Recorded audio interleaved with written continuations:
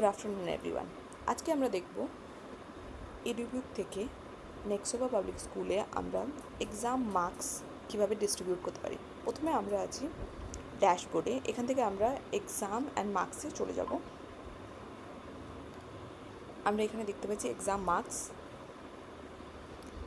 Marks থেকে আমরা choose করে নেব এক্সাম যেখানে আমরা মার্কস ডিস্ট্রিবিউট করতে চাই, যেটা আমরা এখন মিড টার্ম সিলেক্ট করছি। তারপর আমরা চলে যাচ্ছি ক্লাস 11, যেহেতু আমরা এক্সাম ক্লাস 11 জন্য সিলেক্ট করে রেখেছি, যেটা আপনারা আগের ভিডিও থেকে দেখতে পারবেন।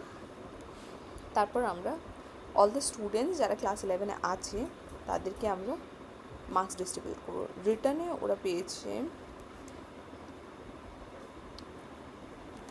15, ওরালে পেয়েছে 12। আমরা নোট ওদেরকে দিয়ে দিতে পারি, যেটা অপশনাল।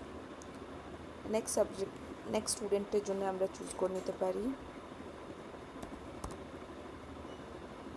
তারপর আবার